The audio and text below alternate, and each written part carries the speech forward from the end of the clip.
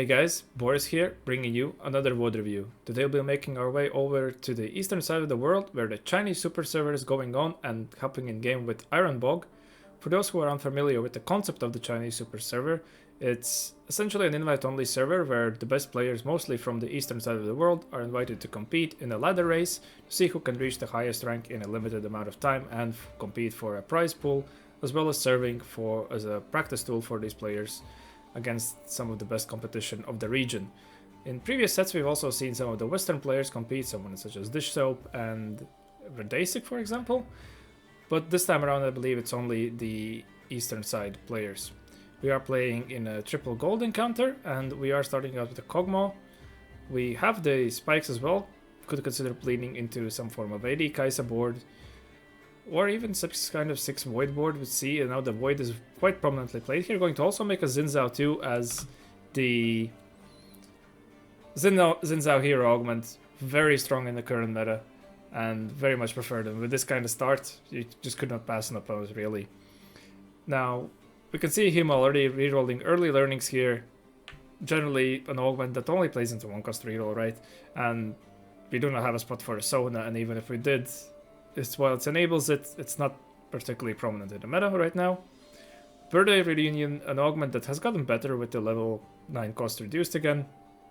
But we already have quite clear direction here. We can play around the Xin Zhao, or we can play around the Void Opener. We have Victa Kog'Maw too. Therefore the tempo from this 2-star 2 cost would not be as highly valued since we have established direction we could miss.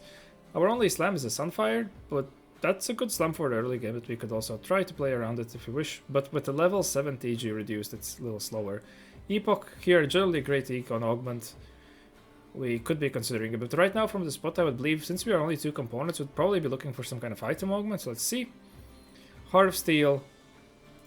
Now, Heart of Steel here is generally again, little understated in its current value. We do not have a upgraded tank that we could generally benefit from stacking this. Now recall that this stacks remain on the item, therefore if you're able to transition it later on to some kind of big tank like a Shelly, it could be quite good. Makeshift armor, generally not that preferred on 2-1, you want it to more on 3-2 or 4-2, and in those cases you wish to be playing if you do not have tank items. Here we have a clear tank item slam already, therefore probably going to be passive on it, and the reason why you want it later levels because you benefit more units. Generally with these combat augments, why they are weaker on 2-1 is because you're just benefiting less units with them. But Speedy Double Kill would greatly work together with the Kog'Maw too, establishes clearly with our direction picked, therefore I believe we're going to go with that. And if we're able to capitalize on the tempo it gives us, we could also tempo level for the Xin Zhao right here. Yeah, we're just going to do that, and probably going to also go with this slam. Scouting around to see, we see there's an Ishtal player as well. Interesting to see how they play, because again, Ishtal Expedition is being one of these lines that it has an immense win share in the right hands. Now the Caitlyn is fortunately not able to take our Kog'Maw down, so we're going to be able to easily pick up a win here. Now we just have to care with the positioning as to make sure that Kog'Maw stays alive and should be able to have a smooth sailing. Also able to hide wall, and Nautilus right here is perfectly fits our board. Very, very strong opener from us right now with the Xin Zhao too, even though an understated as a tank, it's received some recent buffs in its healing and should be quite sufficient. Also, it's interesting to see that he positions in the middle now. This should ensure that there shouldn't be any wraps. It should be completely fine to do so, and just making sure that all sides are protected as much as can. And otherwise, if you're positioning fully on this side, you could get, well, wrap is quite unlikely with only 1 unit, but you could have your tank being like your weaker tank here, something like a Nautilus, being focused, fired down, and then they essentially have the most sufficient amount of damage uptime on your frontline units. And we do not really want to solo frontline as Xin Zhao, even though it would be sufficient. And now we see there's a saving account also playing into Void, which most likely is going to be Void Kaisa as well. Also a very strong econ augment in the game, therefore we're going to be contested. We want to push the streak and make sure we can cash out our Speedy Double Kill. Now again, to mention about the Speedy Double Kill as an augment that some players, someone like this show, do not really like as much. And it seems there's even 2 Void players, so we have to be quite... We will need all the resources we can get. Probably going to be even looking perhaps for another econ augment on 3-2. But yeah, if you want to take it generally from these kind of spots where you ensure that you can secure a win streak. Now we did get a rod coming our way in the back, and I pick up blast shields as well. It's going to greatly synergize if you're able to also get it on a later game board. Kaisa being a stall comp. But yeah, speedy double kill, sorry, from the win streak spots, right? Otherwise, if you are playing it from like a mixed streak, you can get quite punished because you are going to be lacking in the combat power of gold augments. Gold augment generally being as a minimum 3 components, but now with the augment power scaling a little bit, it has gotten up a little bit more in the value. Being like, you can compare it to something like a heroic crab bag, right? 3 components, couple of gold, and a reforger. Now, looking to close out the stage here on a 5 win streak, hopefully. This Xin Zhao make has paid itself off. This is sometimes that I personally find myself in situations where if you do make a 2-star 2, because it's a huge investment in the early game, but it's going to pay for itself. Has managed to secure us the wins 5 streak right here. Fortunately, unable to make 30 here, which would have been the ideal scenario, but 20 shall suffice on a 5 streak. And hopefully now we should have a smooth sailing all the way to the Kaisa. Could also perhaps consider if we do hit some form of an econ augment on 3-2 to level aggressively to unlock the Kaisa right away if we're able to maintain a Western streak that way. Able to pick up a tier that can transform into something like a Spirit Visage or a... Yeah, Void Staff right away. I was going to say we can have a Void Staff, but here we go. It's probably going to make a Void Staff Slam Ghost because it's a 3 item Kog'Maw and a guaranteed unlock of a Kaisa. Now, we could opt to level for a Juggernaut here if we wished, but this 1-star Briar is not going to increase our power that much, and our Kog'Maw is not the main tank. We scouted our matchup, should be completely fine to not push the levels here. So, going to just rack that extra econ. As we are contested, we do want all sorts of econ, but we are playing against the... Okay, the Ishtal board short a little power in itself, but we should be good. Coming up on augments, already rerolled the Bloodthirster augment, not fitting our comp right. Healing Orb, generally a weaker combat augment as well, and Precision of Grace again sliding into these Slayer comps, but we are playing a different comp, right? So therefore we are not going to opting for a melee carry combat augment. Generally looking here at replication, we are the win streak. Items are going to give us the highest tempo possible, and you can use in many kind of these Kaisa board variations. If you are carrying as extra carry of Volibear, you can use quite a lot of items already in stage 4. Glass Cannon is a good pickup if we had a Gunblade perhaps. And if you are able to make your way to the Ziggs, which from the spot we should be able to, it can definitely get some extra oomph in your Kaisa, but I believe since we do want the maximum amount of tempo, we are going to most likely be going with the replication. We could hit some form of belt, cloak chains, anything that can complete our items. Even swords wouldn't be that bad of an option if we were to hit. Now get belt, a tier, or bow. I'm most likely would be leaning... Okay, we are leaning with the... Yeah, with the tier, because that gives us a guaranteed extra 2 slams. If we were going with the belt, we would have to double up on the anti-heal. Tier heal allows us to slam an Archangels, and would allow us to also complete a Protector's Vow on the next item drop. I'm going to also hold on to Ilaoi as we do have that Rift Herald coming in.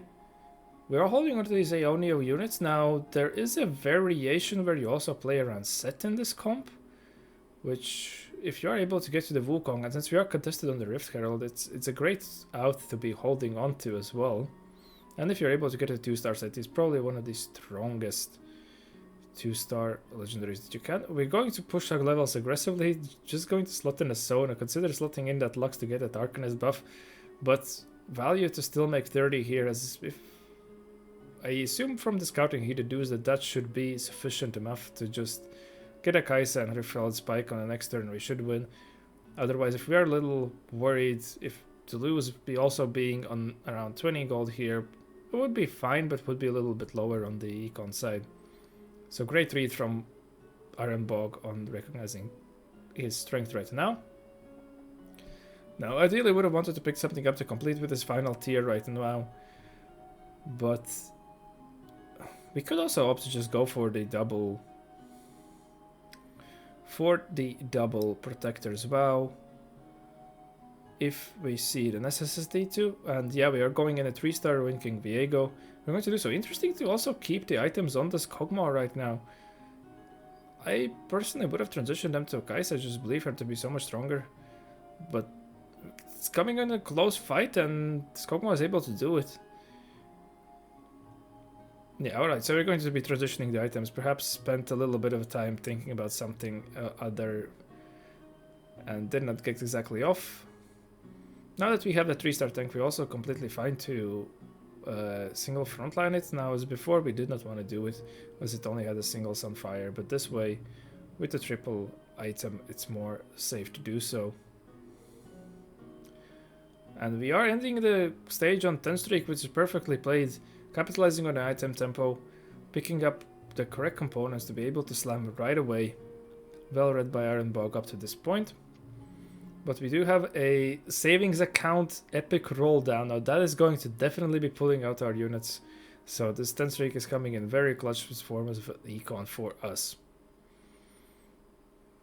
Get a more of an AD Kaisa item drops here. So we could consider slamming Steadfast and a Naive. We opted to also going to level here to unlock this set. And I would be very surprised if you also somehow find a way to be able to unlock the Rise here. Going to make a TGX, so that's something that we can immediately transition to set. So yeah, if you're not playing around this Bruiser core, and since we noticed that we are going to be far away from this Rift Herald 2, we opted to, and we're not guaranteed to get a Wukong 2, to be unlock that Volibear. And we haven't hold into like something like more Bruisers. We noticed that we can play for a set duo carry on the stage 4, which is well noted spot. Now, best friends, something that's generally a decent combat option, but more preferred in AD heavy lobbies. I believe this lobby to be more leaning towards AP, and as well as it can grieve positioning segment of the later matchups.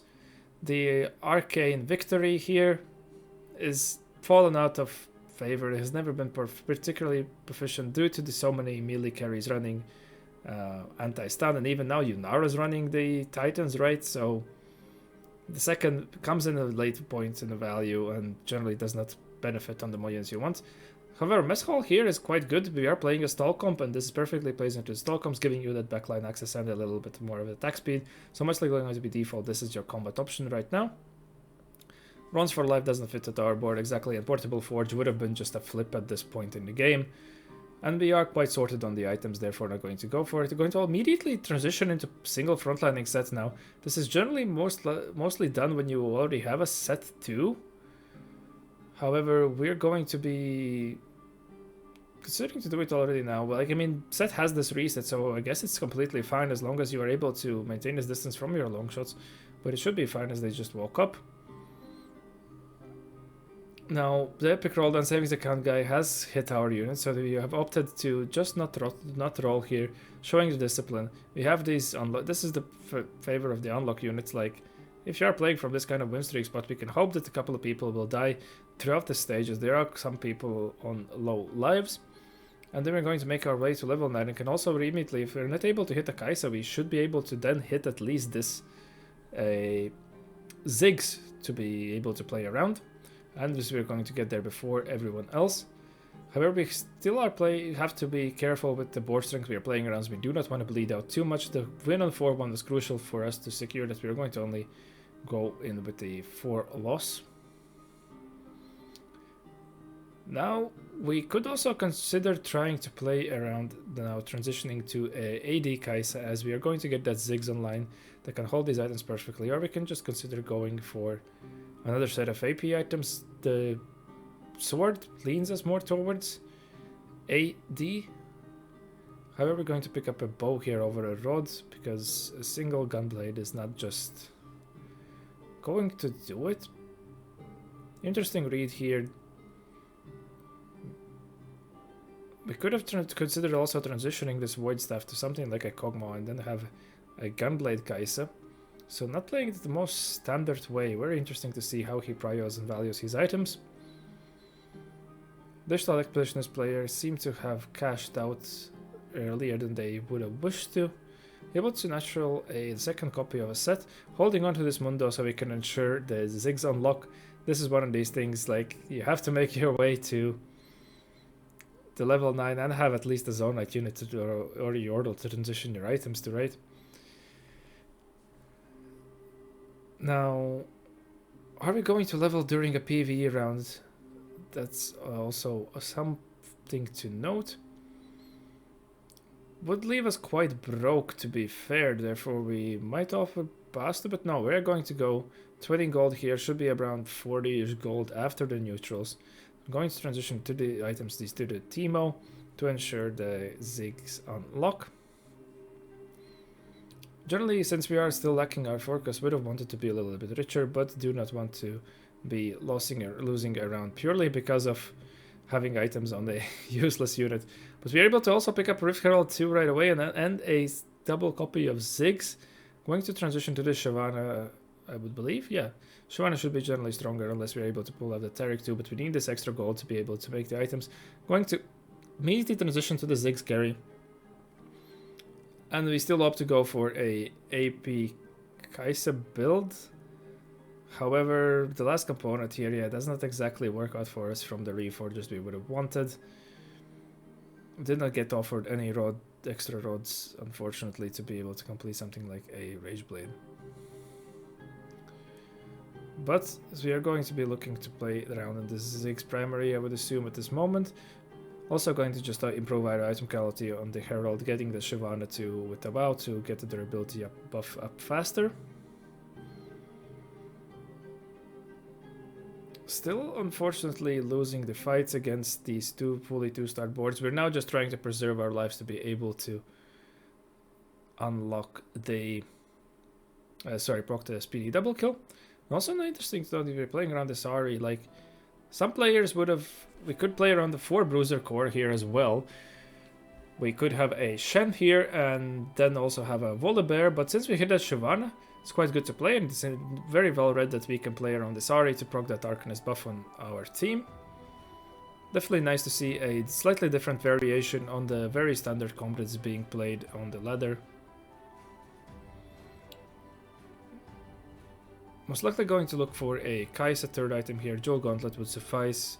Rage Blade would have been great as well. Maybe Death Cap? Going to go for full AP. Going to go for a Death Cap. Again, not the... Oh, so we're going to proc the items off from the Kaisa on our board this way. And yeah, since we have that 2-star, it's going to be stronger now. So going to give her the better items. Also, the Archangels should work quite nicely with the speedy double kill against another player who has the same player who has hit their 2 stars before us and now has also made it to level 9 and now has our Ziggs too. Therefore, this player has been a pain in our ass the whole game, but finally the speedy double kill kicks in. Hopefully we're able to hit some of these more upgrades. Yeah, able to pick up a Wukong 2 now as well. Have given up on the idea of positioning the set as a single front line at this point. Want to ensure that extra range on our